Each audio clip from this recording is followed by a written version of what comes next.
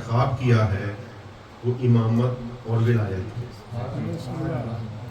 پروردگار دو عالم امامت کے اوپر اس طریقے سے قرآن پاک میں زور دیتا ہے، پورا قرآن ایک طرف ہے لیکن قرآن میں امامت کا جو درس ہے وہ ایک طرف ہے۔ پروردگار دو عالم کو اگر کوئی ہستی پسند آ جاتی ہے جسے پروردگار کائنات میں انتخاب کر لیتا ہے تو اس کو انسانیت کے لیے امام بنا دیتا ہے۔ پروردگار دو عالم سورہ بقرہ میں ارشاد فرماتا ہے وَإِذِ ابْتَلَىٰ إِبْرَاهِيمَ رَبُّهُ بِكَلِمَاتٍ، تمہارے پروردگار دو عالم نے ابراہیم کو مختلف آزمائشوں میں ڈالا، بِكَلِمَاتٍ مختلف امتحانات میں ڈالا، فَأَتَمَّهُنَّ اور ابراہیم تمام امتحانوں میں کامیاب ہو گئے۔ اب ایک ایسا شخص جس کو اللہ مشکلات میں ڈالتا ہے، وَإِذِ ابْتَلَىٰ، ابتلا صاحبان علم موجود ہیں، پڑھے لکھے ہیں، ابتلا سے ہی بلا ہے اور بلا سے ہی کرب و بلا ہے، بلا ہی سے کرب و بلا ہے۔ کرب و بلا راحت کی جگہ نہیں، کرب و بلا سکون والی جگہ نہیں، کرب و بلا رنج کی جگہ، تکالیف کی جگہ، مشکلوں کی جگہ۔ پروردگار دو عالم اگر کسی کو امام بنانا چاہتا ہے تو اس کو کیا کرتا ہے؟ فرمایا وَإِذِ ابْتَلَىٰ إِبْرَاهِيمَ، جب ابراہیم کو مشکلات میں ڈال دیا، فَأَتَمَّهُنَّ اور ان مشکلات سے ابراہیم گزر گئے تو پروردگار دو عالم کیا نعمت دیتا ہے؟ فرمایا قَالَ إِنِّي جَاعِلُكَ لِلنَّاسِ إِمَامًا، ہم آپ کو انسانیت کا امام بناتے ہیں۔ پروردگار دو عالم کی نعمتیں مختلف ہیں، لیکن ایک چھوٹی سی مثال کے ساتھ آپ کی خدمت میں بات واضح کرتا ہوں کہ پہلے زمانے میں بادشاہت کا دور تھا اور ہر بات بادشاہت کے مثال سے ہی سمجھائی جاتی تھی۔ بادشاہوں کے کئی بیٹے ہوتے تھے، ان کی اولاد زیادہ ہوتی ہے، اب وہ ہر ایک کو بادشاہ نہیں بنانا چاہتے، لیکن جس کو بادشاہ بنانا چاہتے تھے ان کے ساتھ ایک مزاج الگ تھا، اور جسے بادشاہ نہیں بنانا چاہتے تھے اس کے ساتھ مزاج ہو۔ جس کو بادشاہ نہیں بنانا چاہتے تھے اس کو محل میں رکھتے، آسائشوں میں رکھتے، سکون میں رکھتے، راحت میں رکھتے، اور جسے چاہتے کہ اسے بادشاہت مل جائے اس کو میدانوں میں بھیج دیتے، جہاد میں بھیج دیتے، بارڈر میں بھیج دیتے، مشکلات میں بھیج دیتے تاکہ وہاں سے وہ ٹریننگ حاصل کریں اور بادشاہت کو سنبھال سکیں۔ بس پروردگار دو عالم جن کو چاہتا ہے کہ غلامی کی زندگی بسر کریں انہیں راحت میں ڈال دیتا ہے، سکون میں ڈال دیتا ہے، آسائشوں میں ڈال دیتا ہے، اور جس کو چاہتا ہے کہ وہ امامت کرے جہان کے لیے ان کو ابتلا میں ڈال دیتا ہے، انہیں کرب و بلا عطا فرما دیتا ہے، انہیں مشکلات میں ڈال دیتا ہے۔ قوموں کی امامت ہو یا افراد کی امامت ہو، سبق ایک ہی ہے قرآن کا، وَإِذِ ابْتَلَىٰ، ہم مشکلات میں ڈالتے ہیں، فَأَتَمَّهُنَّ، مشکلات سے وہ گھبراتے نہیں، مشکلات سے وہ منہ نہیں پھیرتے، مشکلات کے اندر وہ کامیاب ہو جاتے ہیں، اس کو سینے سے لگا لیتے ہیں، فرماتے ہیں اِنِّي جَاعِلُكَ لِلنَّاسِ إِمَامًا، ہم آپ کو انسانیت کا امام بناتے ہیں، ہم آپ کو انسانیت کا امام بناتے ہیں۔ مومنین کرام، امامت تک پہنچنے کے لیے جو پروردگار دو عالم نے رستہ اپنایا ہے، ہاں ایک امامت جو ناموں کے ساتھ مخصوص ہے، وہ مومنین کرام وہ صرف ہمارے نبی دو عالم کے بعد 12 امام ہیں۔ ایک ہے امامت سے ایک چیز سبق ملتی ہے، وہ یہ ہے کہ اگر دنیا میں انسان نے جسے کہیے کہ آگے بڑھنا ہو تو کیا کرے، وہ ایک پیغام ہے۔ اسی آیت میں ایک ترجمہ آیت کا اور ایک پیغام آیت ہے۔ ترجمہ آیت یہ ہے کہ ہم نے ابراہیم کو امام بنایا ہے، لیکن پیغام آیت یہ ہے کہ جو چاہے اس دنیا میں کامیابی حاصل کرے اسے تکلیف میں سے گزرنا۔ یہ قرآن پاک کا ہے۔ مولا کائنات امیر المومنین اسی بات پہ کہ تکالیف اور زحمتیں اور مشکلات ہماری زندگی میں ضروری ہیں، وہ فرماتے یہ ہیں کہ کون سا راستہ جنت میں جانے کا ہے اور کون سا راستہ جہنم میں جانے کا ہے، اور اس کے لیے نہج البلاغہ میں فرماتے ہیں، وہ فرماتے ہیں قال رسول اللہ صلی اللہ علیہ وآلہ وسلم، اللہم صلی علی محمد وآل محمد، اور فرماتے کانا یقولو، اور نبی یہ بار بار بتاتے تھے نہج البلاغہ میں ہے کہ یہ بار بار رسول خدا یہ فرماتے تھے، کیا فرماتے تھے؟ ان الجنت خففت بالمکارہ، اللہ نے جنت کو سجایا ہوا ہے۔ جنت کا جو مین گیٹ ہے اس کی بات ہو رہی ہے۔ آپ تصور فرمائیے اگر کوئی جنت میں جانا چاہے تو جنت کے جو مین دروازہ ہے وہ کیسا ہوگا؟ ہر ایک کا تصور الگ ہے، لیکن جو جنت کے مالک ہیں ان کی بات بتاتا ہوں، ماشاءاللہ، جن کے صدقے میں جنت خلق ہوئی ہے ان کی بات عرض کرتا ہوں کہ جنت کا وہ نظارہ کیا پیش کرتے ہیں۔ وہ فرماتے ہیں ان الجنت حففت بالمکارہ، مکارہ یعنی وہ چیز جسے انسان تھوڑا سا تنگی محسوس کرے، کراہت کرے، تنگ آ جائے، زیادہ دیر وہاں پہ رہ نہ سکے، جسے مشکل تھوڑی سی ہو، تو فرماتے ہیں ان الجنت حففت بالمکارہ، اللہ نے جنت کو تکالیف سے سجایا ہے، اللہ نے جنت کو مشکلات کے ساتھ سجایا ہے۔ اور جہنم کیسی ہے؟ فرمایا ان الجنت حففت بالشہوات، اور جہنم کو اللہ نے شہوتوں میں سجایا ہے۔ جنت کو تکالیف میں رکھا ہے اور جہنم کو اللہ تعالیٰ نے شہوتوں کے ساتھ ہے۔ بالکل اسی طرح سے جیسے پھول کو کانٹوں سے سجایا ہے، اگر کوئی پھول کو پانا چاہے تو کانٹے اسے چپ سکتے ہیں، لیکن سانپ کو خوبصورتی سے سجایا ہے تاکہ جن کی آنکھیں جو ہے نا وہ جو عقل کے اندھے ہیں وہ اس کو پکڑ لیں۔ تو بالکل اسی طرح سے پروردگار دو عالم نے جنت کو تکالیف کے ساتھ سجایا ہے تاکہ اگر کوئی منافق آئے وہ کہ بھائی یہ رستہ تو تکالیف کا ہے، یہاں بھی نہیں جانا، لیکن اگر کوئی مومن آئے وہ تکالیف کو سینے سے لگائے۔ تو فرمائے ان الجنت حففت بالمکارہ، اللہ نے جنت کو تکالیف کے ساتھ سجایا، اور فرمایا ان نار حففت بالشہوات، اور جہنم کو لذتوں میں ڈبویا۔ فرمایا وَاعْلَمُوا، اور اس بات کو تم نالج حاصل کرو، یہ بات جسے کہتے ہیں نا پلے باندھ لو، أَنَّهُ مَا مِن طاعت اللہ، جب بھی اللہ کی اطاعت کرو گے الا یاتی فی کرہ، تو تمہیں تھوڑی سی تنگی برداشت کرنی ہوگی۔ جب بھی اللہ کی اطاعت کی باری آئے گی تھوڑی سی تنگی برداشت کرنی ہوگی۔ آپ دیکھیے جب آپ سن رہے ہیں تو باہر نظارے ہیں، کتنا موسم اچھا ہے، لیکن آپ کو بیٹھنا ہوگا۔ آپ کو جو چاہتا ہے کسی کمال تک پہنچے، وَإِذِ ابْتَلَىٰ إِبْرَاهِيمَ، اگر ابراہیم چاہے امامت تک پہنچے تو ان کو ابتلاء میں گزرنا ہوگا۔ مولا علی فرماتے ہیں جو چاہتا ہے کہ پروردگار دو عالم اس کو جنت کا راہی بنا دے تو اسے تکالیف کو برداشت کرنا ہوگا۔ فرمایا وَاعْلَمُوا، اور اس بات کو بھی جانو، وَمَا مِن مَعْصِيَةِ اللَّهِ شَيْءٌ إِلَّا فِي شَهْوَةٍ، جب بھی اللہ کی نافرمانی ہوگی وہاں پہ مزہ آئے گا، وہاں پہ شہوت ہوگی، وہاں پہ انسان کہے گا یار یہ کتنا ہے۔ تو فرمایا وَرَحِمَ اللَّهُ عمران، خدا اس مرد پہ رحم کر دیتا ہے، نزع عن شہوتے، جو شہوتوں سے منہ موڑ لیتا ہے اور تکالیف کو سینے سے لگا لیتا ہے۔ مومنین کرام، کربلا جو ہے وہ ایک الگ منظر پیش کرتی ہے۔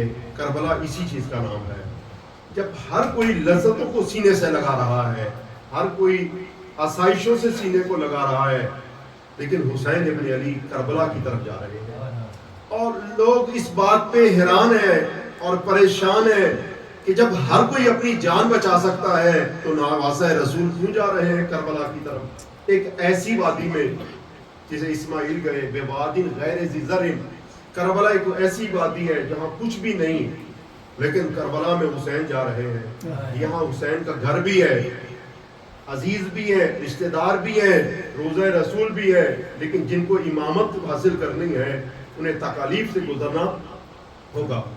مومنین کرام، میں آپ کی خدمت میں عرض کروں کہ کربلا جو ہے اس کو ہمیں سمجھنے کی ضرورت ہے، کربلا پہ دقت کرنے کی ضرورت ہے۔ کربلا جو ہے ایک معمولی شے نہیں ہے، کربلا قرآن پاک کی آیت ہے۔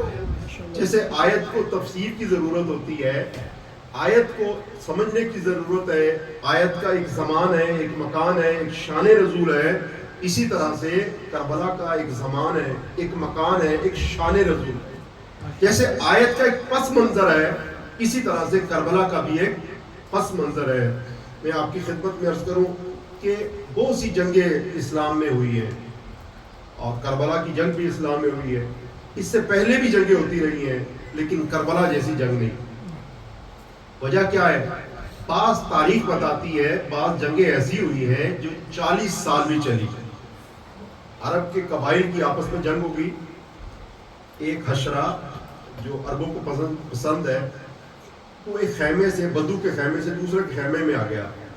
وہ بدو اس کو شکار کرنا چاہتا تھا. اس نے جا کے کہا یہ جو جانور ہے میرا تھا، تمہارے خیمے میں آ گیا. اس نے کہا بھائی اس نے پناہ لے لی میرے پاس، اب میں اس کو نہیں جانے دوں گا. ان کی آپس میں دعویٰ ہو گیا، جنگ ہوگی اور اس نے اس کو قتل کر دیا. اس کے قبیلے والے آئے، انہوں نے اس کو قتل کر دیا. اور یہ جو ہے وہ جنگ چلی اور 40 سال چلی گئی. لیکن آج اس 40 سال جنگ جو ہوئی ہے اس کے بولنے کے لیے 40 منٹ بھی کسی کے پاس نہیں. کوئی بھی اس کے متعلق کچھ نہیں بتا سکتا. لیکن کربلا کی جنگ جو ہے وہ 40 سال نہیں. مومنین کرام یہ صبح عاشور شروع ہوئی ہے، اصل عاشور ختم ہوئی ہے. 8 گھنٹے ٹوٹل یہ جنگ ہوئی ہے. لیکن اس کے اوپر جو ہے آپ دیکھیے صرف اردو سپیک ہی نہیں، دنیا کی ہر قوم جو ہے اس کو منا رہی ہے. ہر جگہ نوحہ پڑھا جا رہا ہے. اور آپ کسی بھی فنکشن پہ دیکھیں، کوئی بھی بات ہو، اگر کسی دلہن کو بھی سجا لیں، کوئی تخت اور تاج بنا لیں، ایک دفعہ ایک شاعر ایک شعر کہہ دے گا، دوبارہ اس میں نہیں کہا جا سکتا. لیکن کربلا پہ دیکھیے ہر سال نئے لوہے آ رہے ہیں، ہر دفعہ نئے قصیدے ہیں. کیا وجہ ہے کہ کیا وجہ ہے اس کے بعد ہر دفعہ ہے؟ وجہ کربلا ایک سمندر کی طرح ہے، جس سے سمندر کا کنارہ نہیں ہے. کربلا وہ میدان ہے جس کا کوئی کنارہ نہیں ہے. جو اس میں ڈوبتا جائے گا وہ اور پیاسا ہوتا جائے گا. درود پڑے گا محمد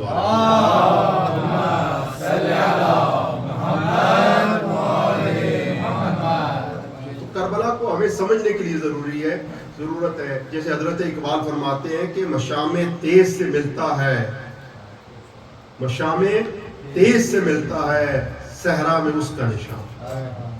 مشام یعنی کہ اگر کسی کی حس اچھی ہو تو اس کو یہ نشان ملے گا، اس کو پتہ ملے گا. مشام تیز سے ملتا ہے صحرا میں اس کا نشان، زن و تخمین سے ہاتھ آتا نہیں آہو تاتاری. آہو ہرن کو کہتے ہیں، وہ ڈیئر جس کے ناف کے اندر خوشبو پائی جاتی ہے، وہ آہو تاتاری. عام ہرن اور ہے اور آہو تاتاری اور ہے. وہ فرماتے ہیں مشام تیز سے ملتا ہے صحرا میں اس کا نشان. اگر کسی کے پاس زیادہ حس تیز ہو تو اس کو پتہ چلے گا، لیکن زن و تخمین سے ہاتھ آتا نہیں آہو تاتاری. لیکن اگر کوئی تکے لگانے والا ہو، کوئی اندازے سے تیر چلانے والا ہو، وہ ہرن تو مار سکتا ہے لیکن آہو تاتاری اس کے ہاتھ نہیں آ سکتا. اگر کوئی زن و تخمین کے ساتھ میدانوں کو سمجھنا چاہے، ہر میدان اس کے سمجھ میں آ سکتا ہے، لیکن کربلا کا میدان نہیں آ سکتا. کربلا کا میدان اسی کو سمجھ آئے گا مشام تیز جس کے پاس ہو. درود پڑھیں گے محمد والے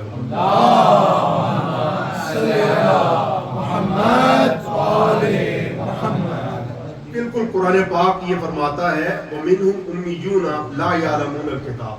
قرآن پاک کو پڑھنے والے صبح و شام ہیں، ہر کوئی قرآن پڑھتا ہے. آپ دیکھیے ہر مسلمان کے گھر میں قرآن پاک ہے. ہر انسان قرآن کو پڑھتا ہے اور کم از کم دن میں کئی مرتبہ پڑھتا ہے.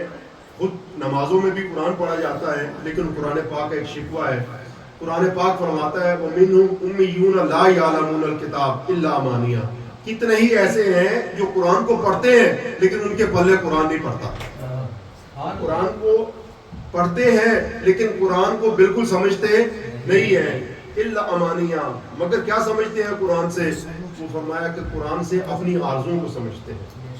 ان کو قرآن میں کیا نظر آتا ہے؟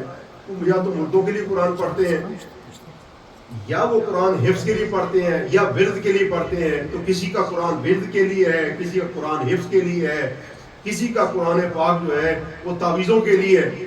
لیکن انسان کے لیے بن کے آیا ہے قرآن، ہدی للناس، انسانیت کی ہدایت کے لیے آیا ہے. تو ایسے افراد کم ہیں. اس کو مولا رومی نے فرمایا تھا کہ ہر کس ظن خود شد یار من، ہر کس ظن خود شد یار من. یہ امیر المومنین کے فرمان کے جملے ہیں کہ وہ فرماتے ہیں کہ ہر کوئی اپنی دانائی سے اور اپنے ہی انداز سے میرا دوست بن گیا. ہر کس ظن خود شد یار من، از درون من نجست اسرار من. اس نے یہ نہیں پہچانا کہ میں کیا چاہتا ہوں. کربلا کا عاشق تو ہر کوئی بن گیا ہے لیکن یہ نہیں پہچانا کہ حسین کیا چاہتے ہیں. درود پڑھے محمد والے صلی علی محمد والے مومنین کرام، ہم جو ہے وہ کربلا کو یہ صرف 8 آورز کی جنگ سمجھتے ہیں. ہم سمجھتے ہیں کہ صبح شروع ہوئی ہے اور عصر عاشور میں ختم ہو گئی ہے. نہیں، پورا دین اس میں پوشیدہ ہے. پورے کا پورا دین، پورے کا پورا قرآن پاک اسی کربلا کے اندر ہے. یہ جو 10 محرم تک اگر ہم دیکھیں تو پورے دین کا تکرار ہو جاتا ہے. پورے قرآن پاک کا انسان کو اس کا سمجھ میں آ جاتا ہے. پورے قرآن پاک امیر المومنین نہج البلاغہ میں ایک جملہ فرماتے ہیں. وہ فرماتے ہیں کہ اے انسان اتزغم انکا جرم صغیر فی کنتوا العالم الاکبر. مولا علی فرماتے ہیں اے انسان تو سمجھتا ہے کہ تو صرف یہ چھوٹا سا انسان ہے، یہ 5 فٹ کا، یہ 6 فٹ کا یہ انسان ہے. فرمایا نہیں، یہ جہان جسے تو دیکھتا ہے یہ جہان اصغر ہے، چھوٹا جہان ہے. اتزغم انکا جرم صغیر، اے انسان تو سمجھتا ہے تو چھوٹا سا انسان ہے. فرمایا نہیں، فی کنتوا العالم الاکبر، اے انسان تیرے میں ایک پوری کائنات اکبر چھپی ہوئی ہے.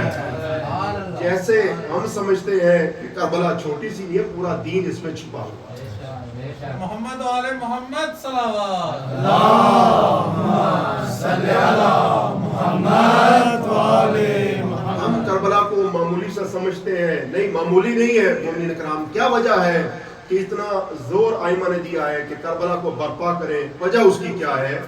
وجہ یہ ہے کہ کربلا ایک معمولی شہر نہیں ہے، کربلا ایک معمولی میدان نہیں ہے. کربلا ایک ایسی جگہ ہے جہاں سے انسان کو پورے دین سے آشنائی حاصل ہوتی ہے.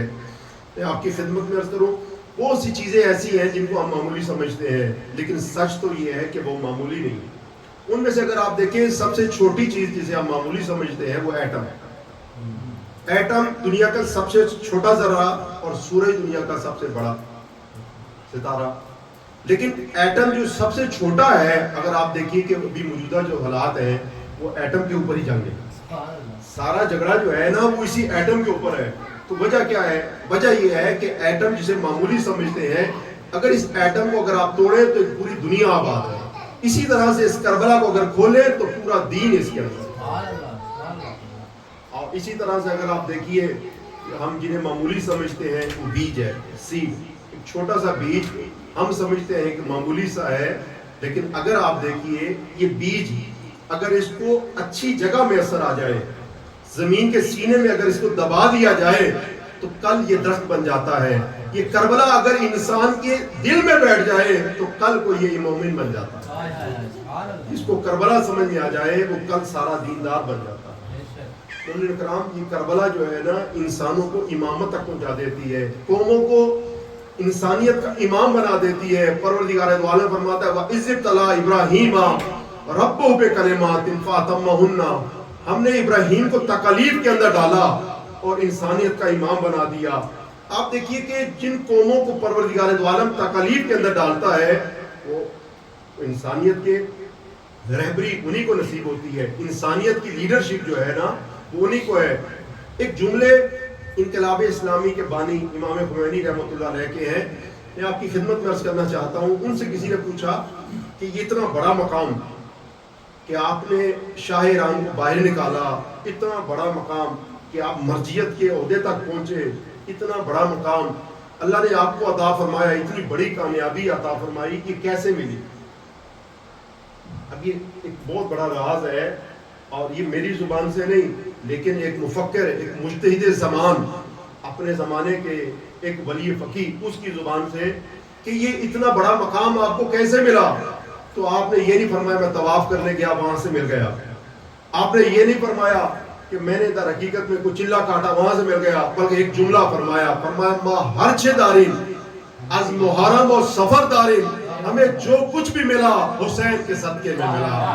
ہمیں جو بھی کچھ ملا محمد والے محمد صلوات اللہم صلی علی محمد والے. ہمیں جو کچھ بھی ملا، آپ دیکھیں مرجعیت ملی تو حسین کے صدقے میں، اور اگر یہ انقلاب آیا ہے تو حسین کے صدقے میں. تو آپ دیکھیے ہر چیز ایک انسان کو عزت مل رہی ہے. اتنی عزت اللہ نے دوسری قوموں کو نہیں دی. عزتیں بھی ایسے نہیں آتی. جو بچہ بھی کامیاب ہونا چاہتا ہے تکالیف کو اسے برداشت کرنا پڑے گا. بہت سے افراد پڑھے لکھے ہیں اور بتاتے ہیں کہ یہاں پڑھنے کے لیے آئے تھے. تو آپ دیکھیے کہ اگر کوئی ماسٹر ہے کوئی ڈاکٹر ہے تو کیسے بنا ہے. یہ نہیں کہ وہ 16 گھنٹے سوتا رہا ہے تو اٹھا ہے تو ڈاکٹر بن گیا. یہ نہیں ہے.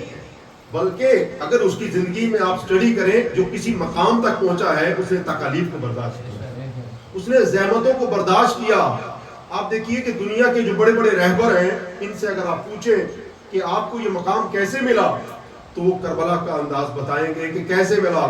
حضرت اقبال کو اگر آپ دیکھیے گا تو کیسے انہوں نے ملت مسلمہ کو ایک انقلاب کا پیغام دیا, آزادی کا پیغام دیا, حریت کا پیغام دیا. تو وہ فرماتے ہیں رمز قرآن را از حسین موقتم. وہ فرماتے ہیں میں نے دین کہاں سے سمجھا. دنیا حیران ہے کہ ایک شخص جو جرمنی سے پڑھ کے آیا, ایک شخص جو لندن سے پڑھ کے آیا, ایک شخص جو اسلامی یونیورسٹیوں میں نہیں گیا, وہ کون سی یونیورسٹی تھی جہاں سے اسے دین سمجھ میں آیا. تو آپ دیکھیے گا یہ راز خود فرماتے ہیں, حضرت اقبال فرماتے ہیں از حسین قرآن اموختم, میں نے حسین سے قرآن کو سمجھا ہے. از فرماتے ہیں کہ از آتش او شعلہ اندوختم, فرمایا جو حرارت مجھے کربلا سے ملی اسی سے میں نے ملت کو آزاد, اسی سے میں نے ملت کو آزادی عطا کی ہے. درود پڑھے گا محمد والے صلی اللہ محمد والے محمد. جو ہندوؤں کے آپ دیکھیے ہندوؤں کو جنہوں نے آزادی دی اس کا نام ہے مہاتما گاندھی. وہ کیا فرماتے ہیں؟ وہ فرماتے ہیں کہ اسلام جو بھلا اور بھولا ہے, وہ فرماتے ہیں یہ تلوار کے زور پہ نہیں. مہاتما گاندھی کہتے ہیں کہ اسلام جو بھلا اور بھولا ہے یہ تلوار کے زور پہ نہیں بلکہ حسین ابن علی کی قربانی کے صدقے میں ہے. اور فرماتے ہیں کہ اگر مجھے حسین جیسے سپاہی مل جاتے تو میں 24 گھنٹوں میں ہندوؤں کے اندر انقلاب لیا. آپ دیکھیے کہ دنیا میں جس کو بھی کوئی مقام عطا ملا ہے اس نے حسین سے اس کو سمجھا ہے. اور جو ہندوستان کے پہلے پرائم منسٹر تھے جن کا نام پنڈت جواہر لال نہرو تھا, وہ کہنے لگے کہ امام حسین کی جو قربانی ہے وہ ایک فرد کے لیے نہیں. کہنے لگے یہ جو حسین ابن علی کی قربانی وہ ایک فرد کے لیے نہیں ہے بلکہ یہ تمام انسانیت کے لیے مشعل راہ. ہر ایک جو ہے نا وہ حسین سے مشعل راہ لیتا ہے, ہر ایک حسین سے آزادی کا درس سیکھتا ہے. اور جوش ملیہ آبادی نے کیا خوب کہا تھا, کہنے لگے کیا صرف مسلمان کے تارے ہیں حسین, کیا صرف مسلمان کے پیارے ہیں حسین, ہر چرخ و نوحے بشر کے تارے ہیں حسین. آپ کی توجہ کا طالب ہوں. وہ فرماتے ہیں کیا صرف مسلمان کے پیارے ہیں حسین, چرخ نوحے بشر کے تارے ہیں حسین. انسان کو بیدار تو ہو لینے دو, انسان کو بیدار تو ہو لینے دو, ہر قوم پکارے گی ہمارے ہیں.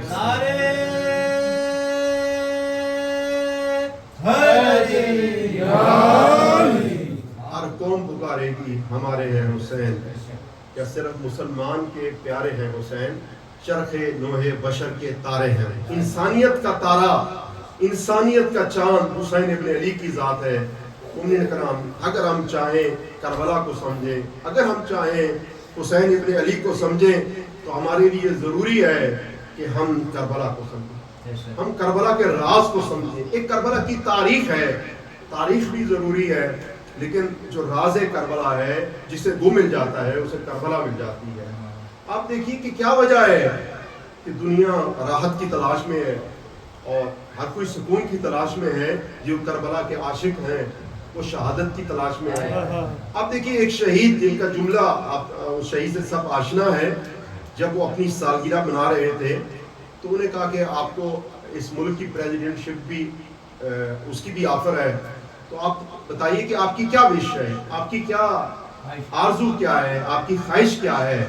تو انہوں نے کہا میری خواہش ہے. تو آپ دیکھیے دنیا تو مقامات کی تلاش میں ہے, لیکن یہ کیا انسان ہے کہ یہ شہادت کی تلاش میں ہے. مومنین کرام, حضرت اقبال کو آپ دیکھیے گا کہ ہماری تمنائیں بھی دیکھیے گا اور اقبال کی تمنائیں بھی دیکھیے گا. ہم اگر کربلا میں پہنچ جائیں تو ہم کیا تمنا کریں گے, اگر میں اپنے آپ سے پوچھوں، اگر اس جگہ جہاں پر انسان کی دعائیں قبول ہوتی ہیں تو ہم کیا تمنا کریں گے؟ کوئی گاڑی کے لیے تمنا کرے گا، کوئی گھر کے لیے تمنا کرے گا میرا گھر پیڈ آف ہو جائے، کوئی تمنا اولاد کے لیے کرے گا، کوئی صحت کے لیے کرے گا۔ آپ یقین جانیں وہ یہی پہ تمنا کریں گے کہ جی مجھے یہ مل جائے، مجھے یہ مل جائے۔ لیکن وہ اقبال جس نے مسلمانوں کو برِ صغیر میں آزادی کا پیغام دیا، اسے کیا تمنا کرنی چاہیے؟ وہ یہ فرماتے ہیں نہ مجھے گھر کی تمنا، نہ مجھے کسی اور شے کی تمنا۔ وہ تمنا کیا ہے؟ وہ فرماتے ہیں تیر و سنان و خنجر و شمشیر آرزو است۔ وہ فرماتے میری تمنا یہ ہے کہ تیر و سنان، مجھے تیر لگے، جیسے کربلا میں حضرت علی اکبر کو تیر لگا، علی اصغر کو تیر لگا۔ میری آرزو یہ ہے کہ خدا میری اگر کوئی دعا تیری بارگاہ میں قبول ہو سکتی ہے تو یہ ایک تیر میرے سینے پہ بھی لگے۔ تیر و سنان، سنان نیزے کو کہتے ہیں، جیسے اہل کربلا کے سینوں پہ نیزے مارے گئے۔ اگر میری آرزو کیا ہے، آپ دیکھیے یہ بھی کربلا کی معرفت رکھتے ہیں، ان کی آرزو کیا ہے؟ کہا میری آرزو یہ ایک نیزہ کہ میرے سینے میں بھی لگے، تیر و سنان و خنجر، جیسے حسین کی خشک رگوں پہ خنجر چلا، ایسے میری آرزو یہ ہے کہ اسلام کے راستے میں میری گردن پہ بھی خنجر چلے۔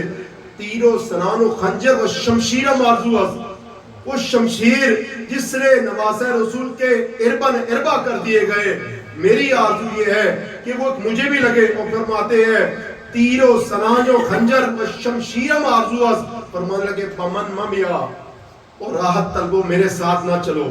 اس لیے کیوں بمن ممیا کہ مسلک شبیر آرزو است، میرا راستہ حسین ابن علی کا راستہ ہے، میرا راستہ حسین ابن علی کا راستہ ہے۔ مومنین کرام، یہ راستہ جو اپنا لیتا ہے، وَإِذِ ابْتَلَا، جو ابتلا کو پسند کر لیتا ہے، بِكَلِمَاتٍ، اور کامیاب ہو جاتا ہے، فَأَتَمَّهُنَّ قَالَ إِنِّي جَاعِلُكَ لِلنَّاسِ إِمَامًا، اسے پروردگار دو عالم رہبری دے دیتا ہے، اس کو لیڈرشپ دے دیتا ہے۔ میں نے آپ کی خدمت میں عرض کیا کہ وہ جو معصوم امام ہیں وہ بے شک وہ 12 ہی ہیں، ان میں نہیں، لیکن وہاں سے وہ ہے قرآن کی آیت کا ترجمہ، لیکن ایک پیغام آیت یہ ہے۔ دیکھیں میں آپ کی خدمت میں ایک اور مثال دینا چاہتا ہوں تاکہ کوئی بات غلط فہمی نہ ہو جائے۔ تبت یدا ابی لہب، ابو لہب کے ہاتھ ٹوٹے، ترجمہ کیا ہے؟ ترجمہ یہ ہے کہ صرف ابو لہب کے ہاتھ ٹوٹے، لیکن ایک پیغام آیت بھی ہے۔ پیغام آیت یہ ہے کہ جو بھی گستاخ رسول ہے اس کے ہاتھ ٹوٹے۔ پھر وہ ابو لہب تک نہیں ہے، پیغام یہی ہے کہ جو بھی گستاخ رسول ہے، جس نے بھی رسول کو اذیت دی ہے، اس کے ہاتھ پروردگار دو عالم کو ناپسند ہے، خدا اس پہ لعنت بھیجتا ہے۔ بالکل اسی طرح سے آیت کا ترجمہ یہی ہے کہ ہم نے ابراہیم کو امام بنایا، لیکن پروردگار دو عالم فرماتا ہے کیسے امام بنایا؟ فرمایا تکالیف میں ان کو برداشت کی۔ تو مومنین کرام، جو کربلا سے آخری بات عرض کروں اور پھر کچھ جملے مسائل کے آپ کی خدمت میں عرض کرنا چاہتا ہوں۔ کربلا میں ہمیں 3 چیزیں ملیں گی، 3 چیزوں سے ہمیں واسطہ پڑے گا آنے والے دنوں میں، اور تینوں ضروری ہیں۔ پہلا جو ہے وہ ہمیں کربلا میں مولائے جو ہے وہ کربلا امام حسین علی مقام سے واسطہ پڑے گا۔ دوسرا جو بار بار ذکر ہوگا وہ صحابہ حسین کا ہوگا۔ ایک واسطہ مولا حسین کا ہے، بار بار انہی کے نام سے ہمیں سروکار ہوگا پوری کربلا میں، عشرہ محرم میں۔ دوسرا جو ہے وہ آپ کے حساب سے ہے، آج حر کی شہادت، آج زہیر کین کی شہادت، آج حبیب ابن مظاہر کی شہادت، آج اس صحابی کی شہادت ہے، آج اس صحابی کی شہادت ہے۔ اور تیسرا، اگر کربلا کو اگر آپ سینے کو کھولیں، کربلا کو کریں تو اس کے اندر ایک دشمنان کربلا جو امام حسین کے دشمن سے، ان سے واسطہ پڑے۔ یہ 3 کربلا کے اہم کردار ہیں، انہی سے واسطہ ہمیں پڑے گا۔ لیکن مومنین کرام، امام جعفر صادق فرماتے ہیں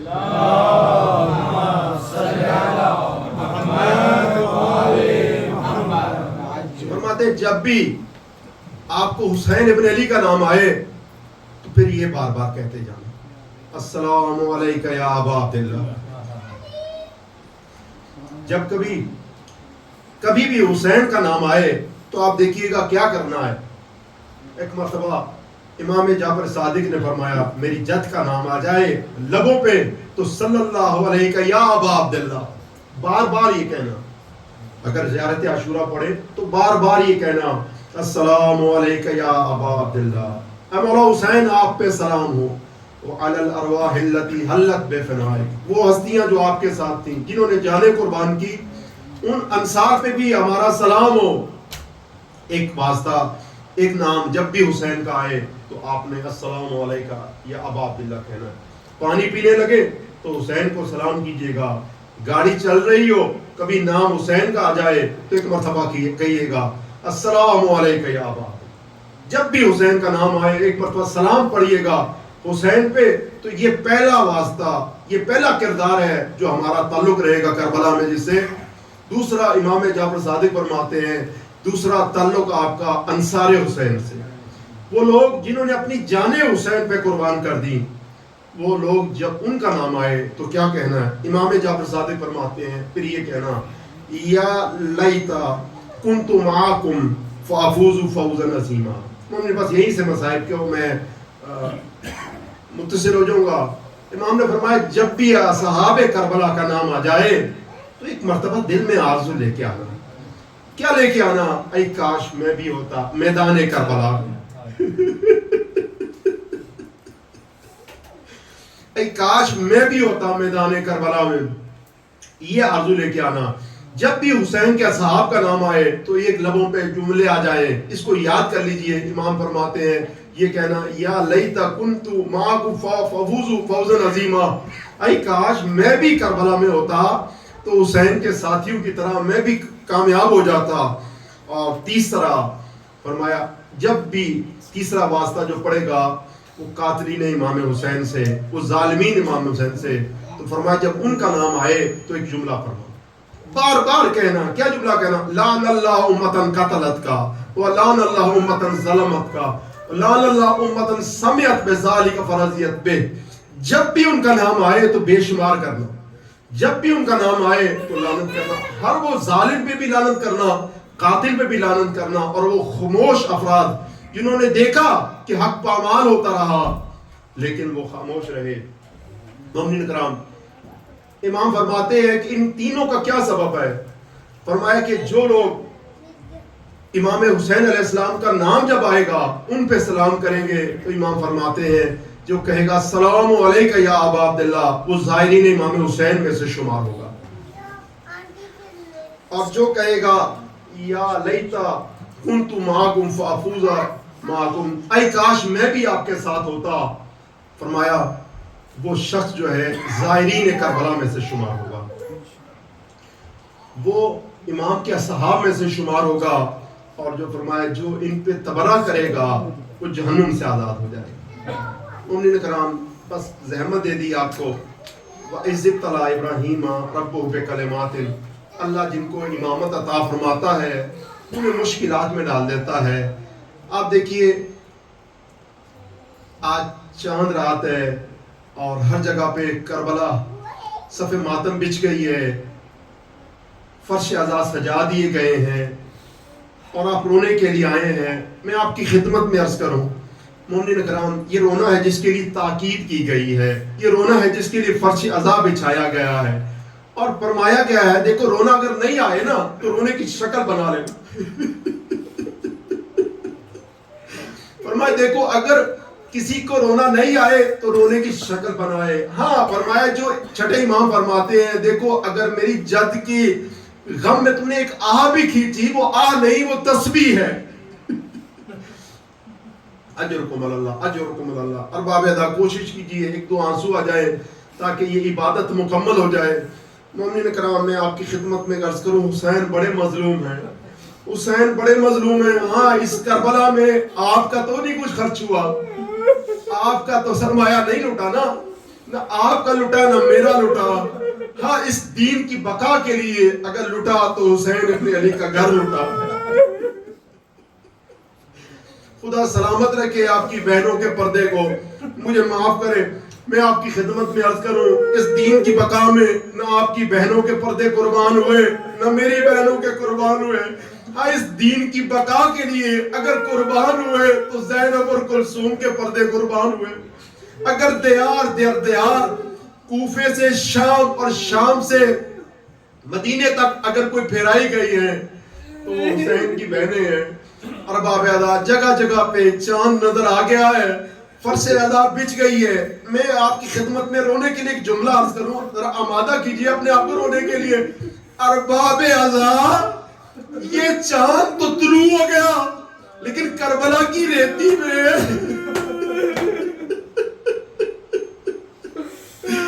ارباب ادا یہ چاند تو طلوع ہو گیا لیکن کربلا کی ریتی میں زہرا کے چاند ڈوب گئے. اجرکم اللہ اجرکم اللہ. ارباب ادا یہ چاند تو طلوع ہو گیا لیکن رباب کا چاند کربلا کی ریتی میں رباب کا چشمہ تیر کھا کے سو گیا. ارباب ادا جب کربلا کے بن میں کوئی حسین کا ناصر نہ رہا تو ایک مرتبہ حسین نے اپنے شیر خار کو لیا, میدان میں چل پڑے. فوجی اشکیا نے یہ سمجھا حسین قرآن لے کے آئے ہیں. ہاں قرآن ہے لیکن قرآن ناطق کا ایک پارہ ہے. لے کے گئے. ایک مرتبہ عمر سعد نے کہا خرملہ اکتا کلام الحسین. حسین نے کہا دیکھو اگر تمہاری نگاہ میں کوئی کسی کا قصور ہے تو اس بچے کا نہیں ہے, میرا ہے. تم نے مجھ سے پانی بند کر دیا, مجھ سے جنگ کر رہے ہو, لیکن دیکھو اگر اس بچے کا کوئی قصور نہیں ہے تو ہو سکے تو کچھ گھونٹ پانی پلاؤ. ارباب ادا بس یہ سننا تھا. حضرت علی اصغر نے خشک زبان لبوں پہ پھیری. سب فوجی اشکیا میں آپ دیکھیے سناٹا طاری ہوا اور یہ آواز سن کے ایک مرتبہ عمر سعد آیا, کہا حرملہ اکتا کلام الحسین.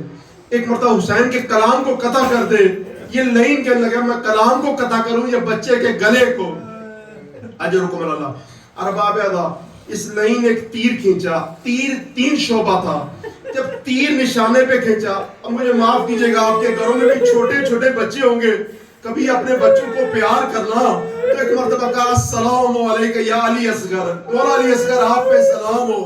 ارباب ادا اس لائن نے جب تیر کھینچا, یہ بڑا نشانے باز تھا, تیر اس کے ہاتھ سے گر گیا.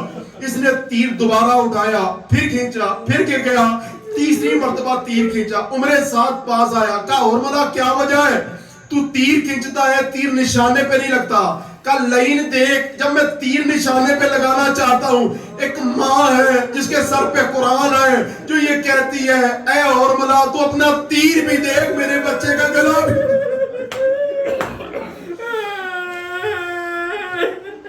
اجرکم اللہ اجرکم اللہ. ارباب ادا یہ چاند تو طلوع ہو گیا لیکن رباب کا چاند ڈوب گیا. اور سنو گے ارباب ادا یہ چاند تو طلوع ہو گیا لیکن ام فروا کا قاسم حسن ابن علی کا چاند ڈوب گیا. ارباب ادا گھوڑوں کی ٹاپوں میں پامال ہو گیا. اور سنو گے مجھے ارباب ادا یہ چاند تو طلوع ہو گیا لیکن زینب کے چاند اور محمد کے چاند ارباب ادا ان کے گلے کٹ گئے. حسین لاشے کو لے کے آئے, ایک مرتبہ اون کو اٹھایا ہے, دوسری طرف سے محمد کو اٹھایا ہے, لیکن خیمے کے دروازے پہ جناب زینب نظر نہیں آتی. آواز دے کے کہا بہن زینب کدھر ہو؟ جب دیکھا تو ایک سجدہ ایک جائے نماز ہے جس پہ سر جھکائے بیٹھی ہے, خدایا میری قربانی قبول کر لے. ارباب ادا یہ چاند تو طلوع ہو گیا لیکن زینب کے چاند کے گلے کٹ گئے. اور مجھے اجازت دو تو عرض کروں ارباب ادا یہ چاند تو طلوع ہو گیا لیکن بنو ہاشم کا چاند یہ چاند تو طلوع ہو گیا لیکن بنو ہاشم کا چاند جسے کمرے بنی ہاشم کہا جاتا تھا, ام البنین کا چاند ارباب ادا کربلا کے بن میں بازو کٹا کے سو گیا. جب حسین ابن علی حضرت عباس کے لاشے کے پاس آئے, کہا بھیا عباس کوئی آرزو ہو تو بتاؤ. کہا بھیا میری خواہش یہ ہے میری لاشا خیام میں نہ لے کے جائیے گا. ارباب ادا آپ کو یہ پتا ہے جب کوئی مارا جاتا شہید ہو جاتا اس کا لاشا حسین خیمے میں لے کے آتے, لیکن حضرت عباس نے کہا کہ بھیا میری آرزو یہ ہے میرا لاشا نہ لے کے آئیے گا. سنو گے ارباب ادا علماء نے ذکر کیا، بعض نے کہا وجہ یہ تھی کہ حضرت عباس جانتے تھے کہ حسین نے سب کے لاشیں اٹھائے ہیں، حسین میرا لاشا کیسے اٹھائے گا؟ کڑیل بھائی کا ایک بھائی کیسے لاشا اٹھائے گا؟ ایک وجہ یہ بھی ہے، اور علماء کرام نے کچھ ایک اور بھی وجہ عرض کی ہے، میں بتاؤں گا تو آپ تڑپ جاؤ گے، سنو گے ارباب ادا۔ حضرت عباس کہہ رہے تھے مجھے پتا ہے کہ کچھ دیر کے بعد بھائی اس لاشوں پہ گھوڑے دوڑائے جائیں گے۔ وہ فرماتے تھے اے فوجی اشقیا، میرا لاشا خیام سے باہر ہے، جتنے گھوڑے دوڑانے ہو میرے عباس کے لاشے پہ دوڑا لینا۔ بس ارباب ادا، آخری جملہ زحمت تمام کرنا چاہتا ہوں۔ ارباب ادا، یہ چاند تو طلوع ہو گیا، قمر بنی ہاشم کا چاند ڈوب گیا، یہ چاند تو طلوع ہوا، ام فروا کا چاند ڈوب گیا، لیکن ارباب ادا ایک اور عرض کروں، یہ چاند تو طلوع ہو گیا، مجھے معاف کرنا، یہ چاند تو طلوع ہو گیا، لیکن جناب زہرا کا چاند 3 دن کا بھوکا اور پیاسا کربلا کی ریتی میں ذبح کر دیا گیا۔ ایک طرف بہن تھی جو آواز دے کے کہتی تھی بھائی سيعلم الذين ظلموا أيام منقلبين ينقلبون ربنا تقبل منا إنك أنت السميع العليم۔ بار الہ تجھ واسطہ محمد و آل محمد کا، تجھ واسطہ چہاردہ معصومین کا، واسطہ تیری عزت اور جلال کا، تجھ واسطہ تیری بلند و بالا صفات کا، معبود پروردگار بنت پیغمبر کا واسطہ۔ مومنین یہ وہ لمحات ہیں جہاں دعا قبول ہوتی ہے، ان میں سے ادب دعا یہ ہے جب آنکھوں میں آنسو ہوں تو پروردگار دو عالم کو یہ آنکھیں بڑی پسند ہیں، اور امیر المومنین فرماتے ہیں وہ صلاح البقا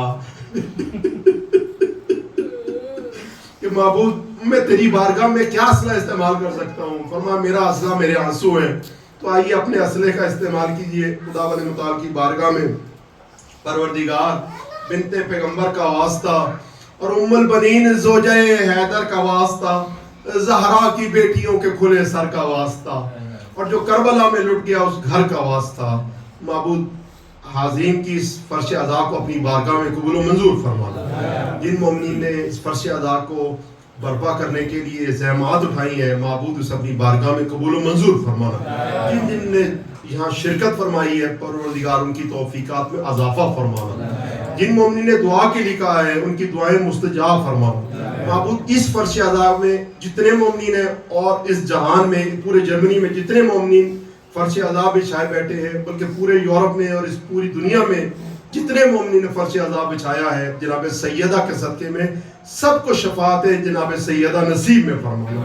ہم سب کی زحمات کو قبول فرمانا، ہم سب کو غم دنیا سے آزادی عطا فرمانا، اور غم حسین ہم سب کے نصیب میں فرمانا۔